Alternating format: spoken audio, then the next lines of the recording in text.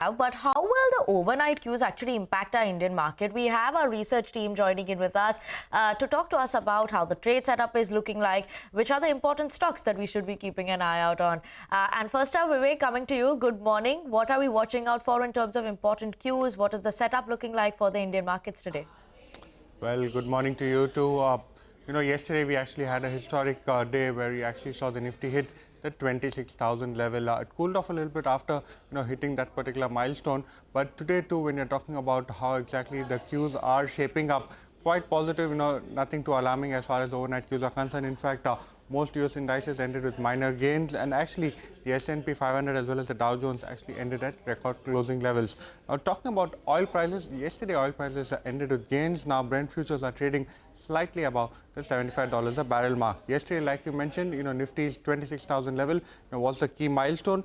Yesterday, what was surprising was the fact that Nifty Bank didn't participate. In fact, after a few sessions of outperformance by the Nifty Bank, yesterday you did see a little bit of underperformance kick in. But of course, the broader end of the markets, mid cap, small caps, more than offset that particular underperformance coming in there. Which was the sector that did the best? It was the metal pack, the Nifty Metal Index. After the China surprise boost as far as the stimulus was concerned, the entire metal pack did very well in the session. Advanced decline ratio strongly in favor of advances. Yesterday, a couple of stocks, especially when you're talking about the utility space, names like Power Grid, Tata Power, these are the names that did very well. A key underperformer yesterday was IEX on fears of market coupling coming back. Asian markets, GIFT Nifty all indicating a slightly subdued gap down start for our markets. Okay, surely watching out for that. A bit of a subdued gap down start for the Indian markets. But which are the stocks that we are keeping an eye out on and that you should be keeping on your radar? Vamakshi is joining in with us. Vamakshi, good morning. Well, good morning, Vinny. Let me first start off with Delta Corp. The company has announced the demerger of its hospitality and real estate business. Both of these businesses will be housed under Delta Pen Land, and one share of Delta Pen Land will be allotted for one share held in Delta Corp.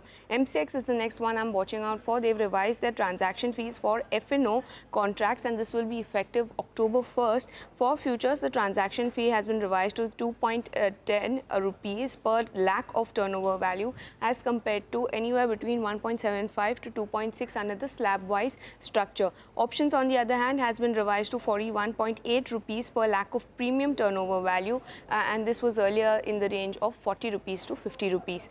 Tata Power is the next one I'm watching out for. There was a fire incident that was reported in control room of unit number 5, which is a 500 megawatt unit of their Trombay plant. Gillette India too will be on our radar because PNG Bangladesh has terminated the distribution agreement with the company effective December 31st, and the company will have a proportionate drop in net sales. Keep in mind that in FY24, net sales under the distributor agreement accounted for nearly 2%. Easy Trip Planner sources suggest that promoter Nishant Pati is likely to sell 8.5% stake in the company via block deals. The block size is 622 crores with the indicative price at 41.5 rupees per share. KEC International has launched a QIP yesterday with a floor price of 976.64 per share, and PC Jeweler will be in focus because they will be considering subdivision or stock split on September 30th.